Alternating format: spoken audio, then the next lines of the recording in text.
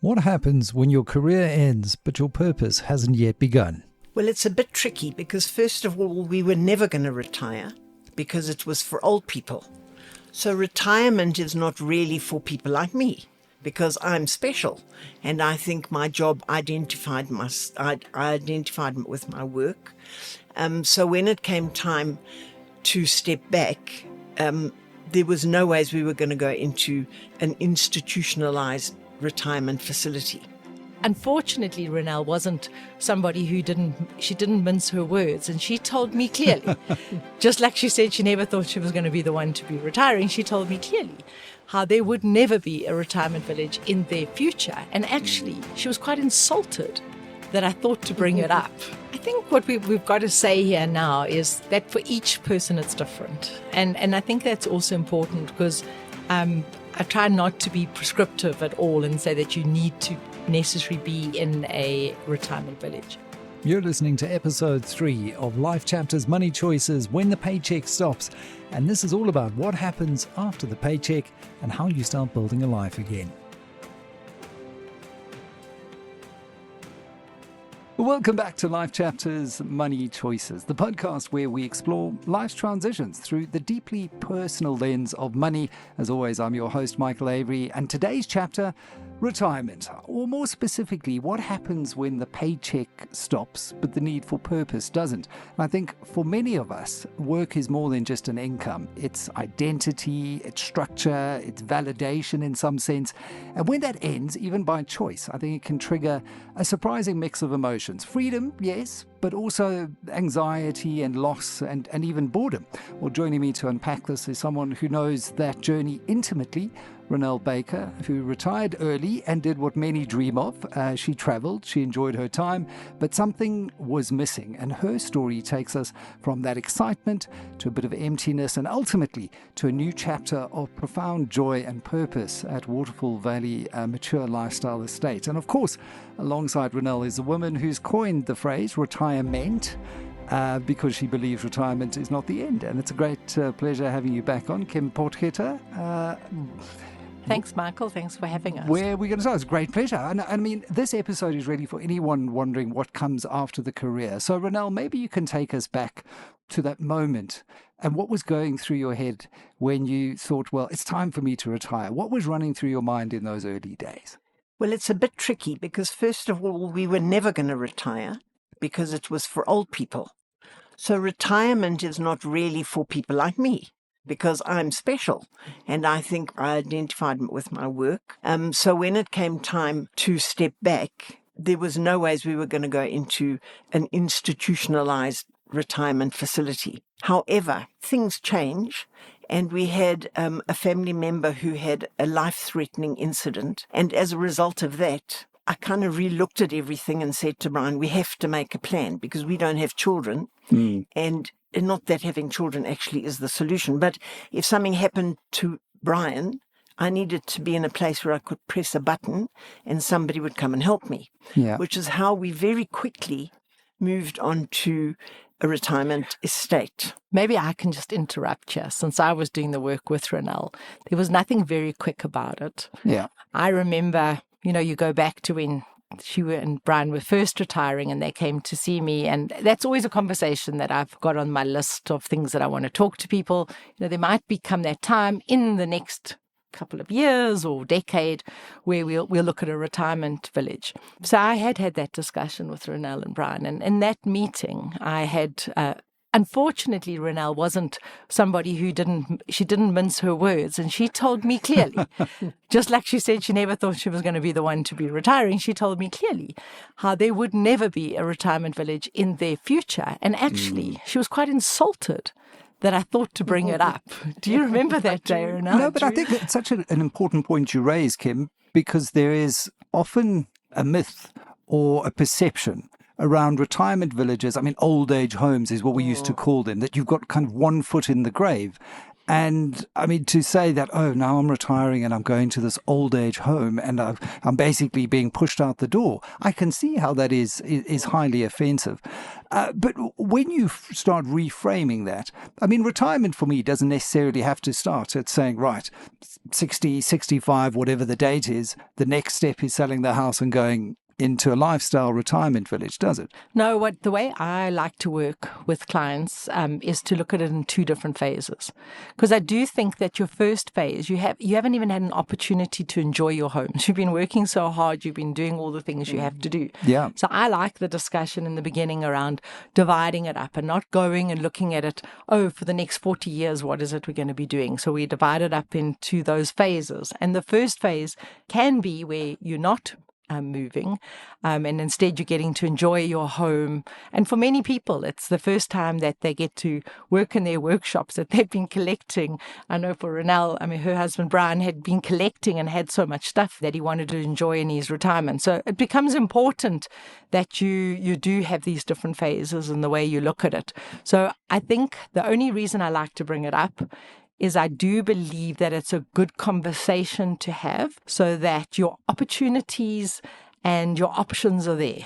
And that for me is part of this whole process of just having a look at what all of the different pieces are and knowing that when the time comes, because what I see is a big fatal mistake that people make is they go, I'm not going to do it, I'm not going to do it, I'm not going to do it. Exactly. And when it does happen, it's too late in a way. Their children are insisting they go and forcing them, or they've lost their partner and now it's too hard for them to move on their own. Yeah. So I like it to be part of the discussion so that it's not something that just comes unexpectedly when they're in shock. No, exactly. And why? I mean, it's like when you're planning or guiding people through saving towards retirement, you've got to explain that there's market volatility so that when we have a big market sell-off, everyone's not going to go and try and liquidate it, that you prepared for it and you don't make those knee-jerk reactive decisions. Ronelle, back to, that time. I mean, you had the time now, you had the resources, and I believe you traveled a lot. Yes. You're like me. I cannot wait for that day that I can do a lot more traveling and a lot less podcasting. But you said the excitement didn't last. What began to shift for you? So you can travel up a storm for as long as you want, and the older you get, the more difficult international travel becomes. But it's not just travel. Where we live is a very strong community, and I have continued working, for want of a better word, in as much as I'm involved in admin on our estate. I do newsletters, I do flyers, I advertise events, I help with events and with speakers and such like, because it's important for me and for Brian to be involved. I'm very community spirited, so that I think also helps in the event that you start becoming weaker. You need to have built up a core of friends and a support structure, and also things to keep you busy. I mean, for example, we play bridge, we play mahjong, we have events.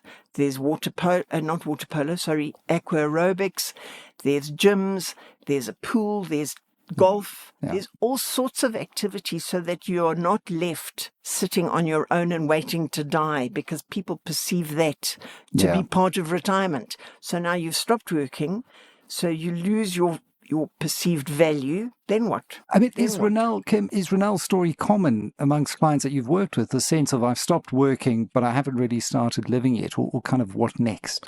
So I do think for a lot of people, they haven't thought about what they're going to. So when people do come in and they say to me, Kim, we're thinking of retiring, we generally, the first hour of the meeting and the time that we spend chatting is about what they're coming from. So I'm always going, well, what are you retiring to? But for most of us, we've been so busy that we haven't given time to thinking what it is we want to achieve. So my first question that I'll ask is, what will this next chapter look like if it turns out well? And most people can't answer it. So it's what Ronelle's saying. She didn't have a concept of what she was going to.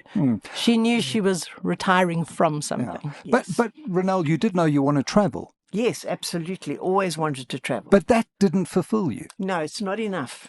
It's not enough. So I remember when we had the meeting and we were doing a concept called the bucket list. Yeah. And, we'd seen the movie. movie. That movie of And it's such a great movie. And you get excited. Oh, we need to go to China.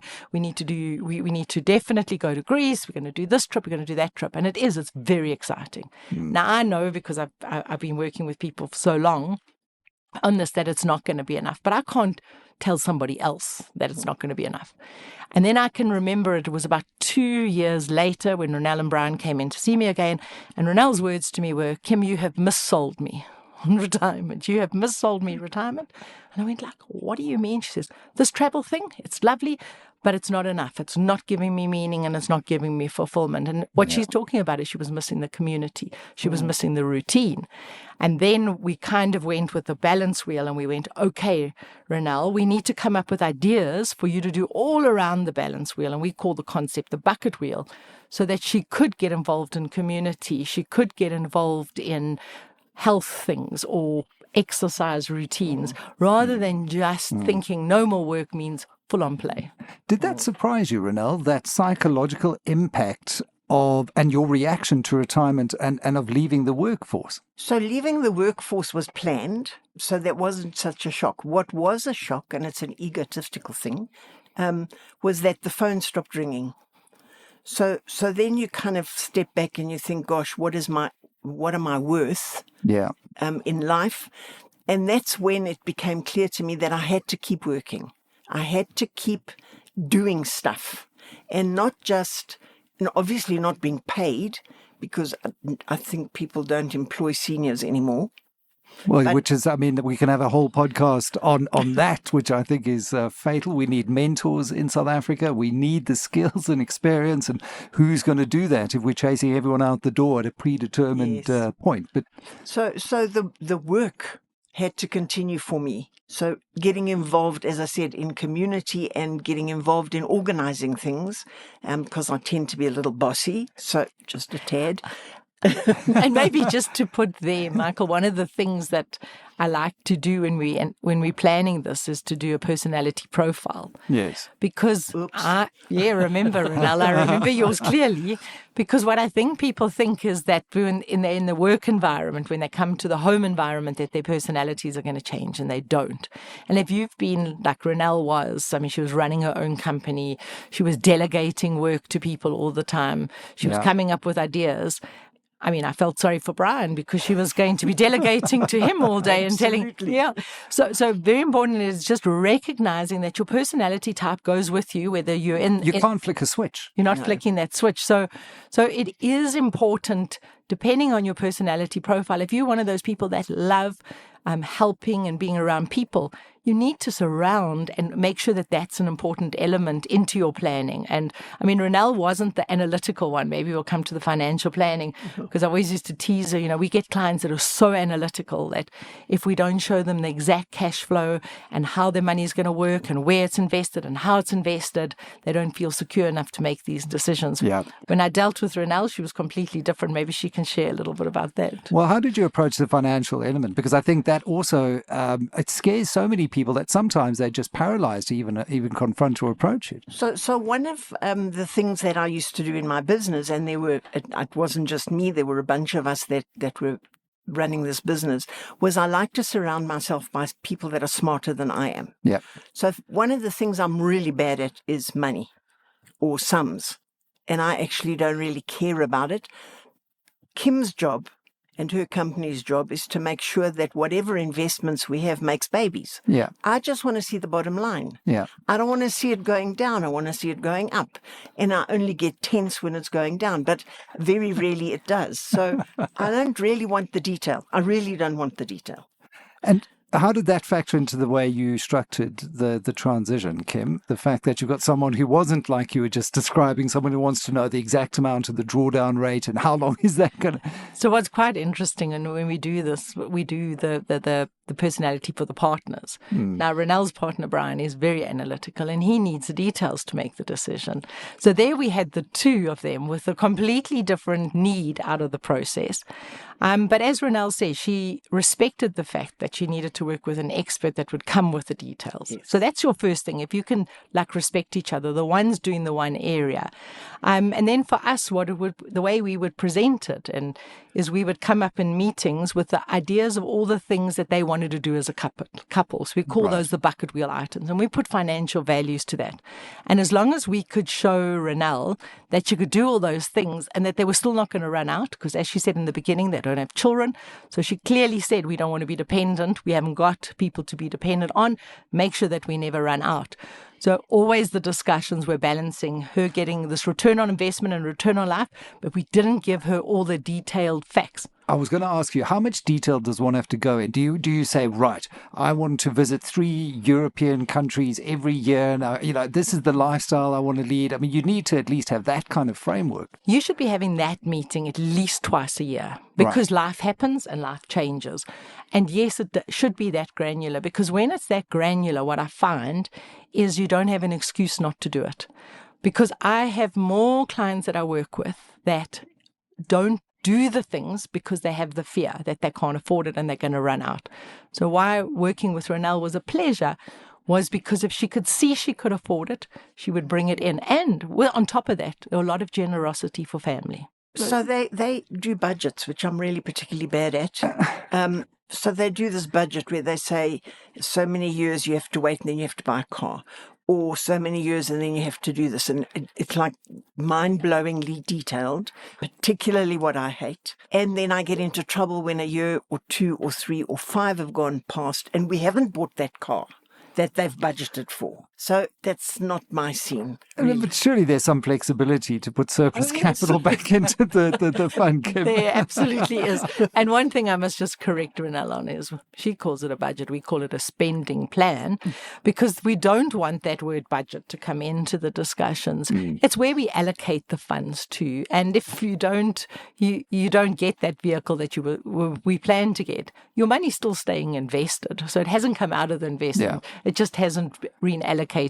to where. But I think the word spending plan is just so much better, because I don't want people to come into retirement and see it as restrictive and we can't do this and we can't do that. But what we do need to know is how we allocating what you've got. I suppose that was where Brian wanted to see some more of the detail. But that really does come into, how much you've saved when it comes to that point of retirement. And depending on how much you're drawing down annually, whether or not you may be drawing 10, 15%, you might hit a speed bump down the road. I mean, that's often put to me, Kim, in that we far too often draw too much from our capital. Well, I think the biggest thing that I see is the importance of not drawing too much too quickly. Right. So with retirement and some businesses saying the retirement age is 60, some saying it's 65. And I get some people coming in their late 50s and telling me that they're about to retire. And I go, you're going to be funding this for 40 years minimum going forward. Because we want to plan till 100. And if you draw down too quickly, you're going to damage what you've got. And that's why Ronelle can say that she didn't like the fine details of it. But that's why if we get that right, people can go way up to 100 and have money to leave without having that stress, because it's actually been worked out. We've made sure that you're getting the correct returns rather than just talking that 15%. We've actually made it alive. It's your plan. It's not just a assumption. And Ronelle, for you, I mean, as someone who didn't need the detail, but at least then got the comfort that you're on the right path, what did that mean for you, taking this kind of approach, looking at it as a spending plan, but also knowing that whatever happens, you have the confidence in what you've mapped out? Well, I think it removes the fear, because I think what I've always said is I don't want to be a poor old lady. Yeah. Because you see so much of that where planning hasn't been part of the person's life. So for me, the fear is gone. Our financial advisor person at Chartered Wealth will guide us. And obviously, Brian and I have commitments elsewhere, family commitments that we have to worry about. So that we're blessed that we can afford to look after a relative. Yeah. So it's that kind of thing. And that all gets factored in to the spending plan. Yeah. Yeah, and everyone's situation is different, Kim, because, some people may not have kids, others do. So you might want to fund those kids or even donate to grandchildren. And that's why, you really have to start this planning process very early on.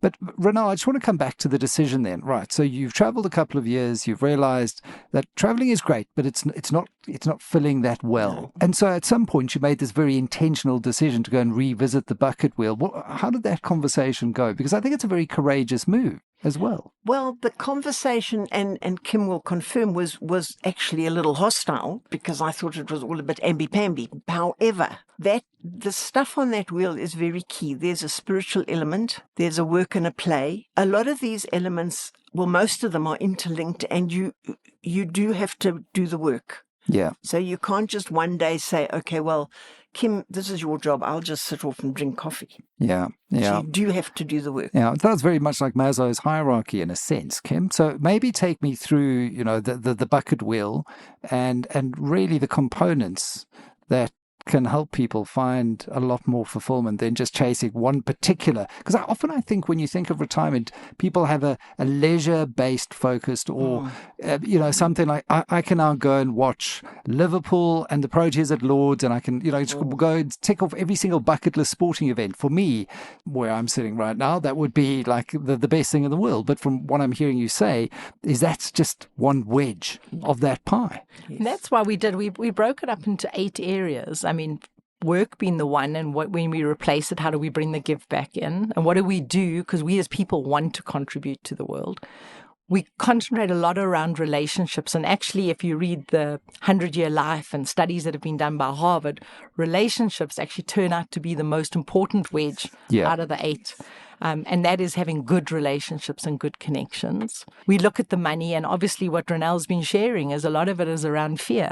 A lot of it is around just knowing what it is you've got so that you can go out there and live your life.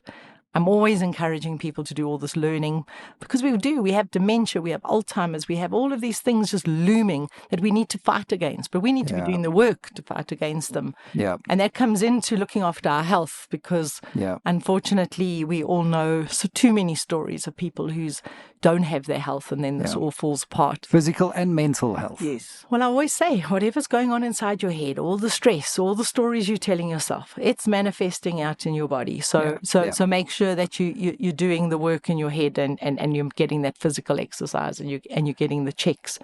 And then, we can't do all of this if we're not living true to our values. As Ronelle's talking about the spirituality, it's the purpose. And I always go to people, we all have different religious views. So I always go and I call it the purpose and I say, are you living true to your values? Because if you're living true to your values, one day you're proud of everything you've done. So make sure that you know what those are. And then have some fun, because what is this all for if we're not having some fun? But it takes the pressure off trying to replace all work with now all leisure. Now all of a sudden we're bringing in give back, we're bringing in relationships, we're bringing in learn. And for me, it helps people work out like what it is they want to go to, because it's now all of a sudden not just so blank for them that they can now break it up into those components.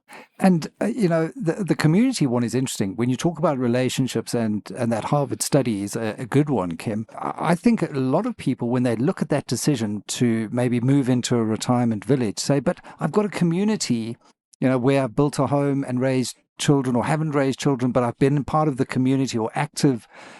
Take me through that decision. And the sense of place that you must have now debated with your husband, Brian. So when you're living in and working in a suburb in Joburg, you're behind walls normally. Yeah. So you typically, if you just think about COVID, and if you were living behind walls, you wouldn't have known what was going on with your neighbors.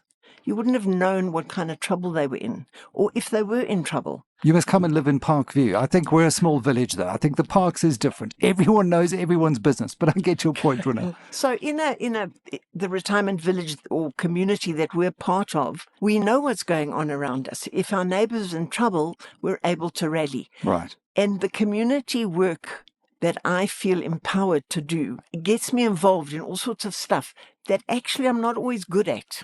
but I can do it because I have motivation to be part of the community. You have to guard against being insular in a community because then you're just going to get old and doddery. So the trick is to be part of whatever is going on around you and to keep learning. Exactly, as Kim said, to keep learning. And something as basic as learning a new game, for example. Yeah. I mean, recently they've started canasta on our estate. It's great fun, great fun. I run a mahjong group. Sometimes we have like 8 or 9 tables of people getting very excited. Then there's bridge, which is slightly more sedate. Or that doesn't prevent me from talking. But anyway. I love canasta. We play it at varsity all the time. But again, it's so important to have this community in the right environment. Kim, in your experience, how does one's environment impact the ability to live out a meaningful retirement? I think what we've got to say here now is that for each person it's different. And I think that's also important because I try not to be prescriptive at all and say that you need to necessarily be in a retirement village. I mean, you're talking about the area where you live, where you've got the community around you. I think what is important is that you give it enough time and enough thinking around it. Yes. That you actually really do kind of dissect it and go, well, what is going to work for me? What isn't going to work for me? Because I've seen places and couples where it's really worked, where they've stayed in their home because they really wanted to stay in their home, or they've been closer to their children because some people have got their children and they want to be close to their grandchildren. So I think you do need to look at it specifically. But I'm yet to meet people that don't need to be around other people. And maybe that was where I was going. COVID taught us one thing. Yes. It's like we are connected beings, whether we're introverts and I only need one good friend, or I'm an extrovert and I need a whole lot of people. Yeah. I think take your personality into account, your introversion, extroversion, where you've got family, and I think then make your decision instead of looking at always what other people are doing and doing what because they're doing it.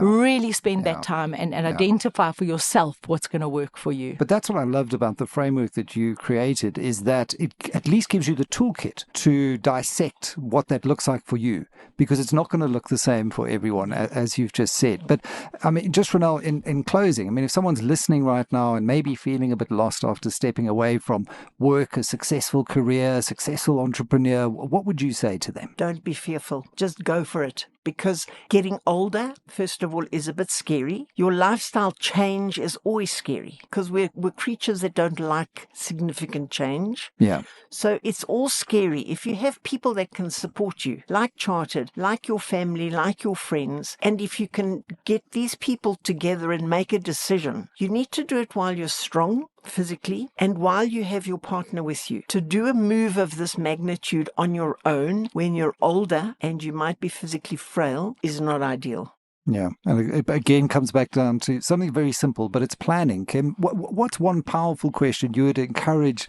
people to ask themselves as they plan their next chapter? I think it was that question that I shared earlier. What does it look like if it turns out well? And I think we don't even give it enough time to even think about it. We've been so busy on a hamster wheel and we've been getting to the next thing, we've been getting to the next thing.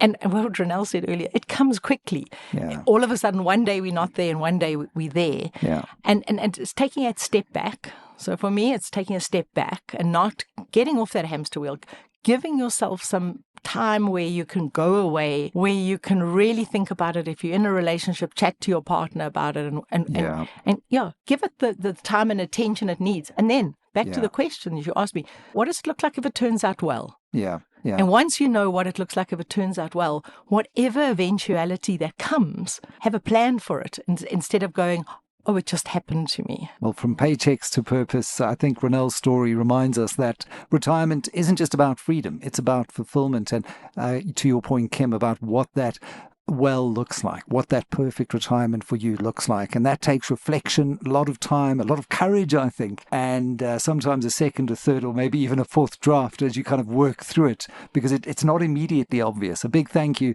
to Ronelle for sharing her story so generously, and to Kim for those ever thoughtful insights. If this conversation stirred something in you, or you're approaching your own turning point, or helping a loved one through theirs, we'd love you to share this episode, and remember to subscribe to Life Chapters Money Choices. Wherever you get your podcast, you can find it on all good podcast platform, and you can certainly find more info and links at charteredwealth.co. Until next time, keep turning the page and choosing your next chapter with intention.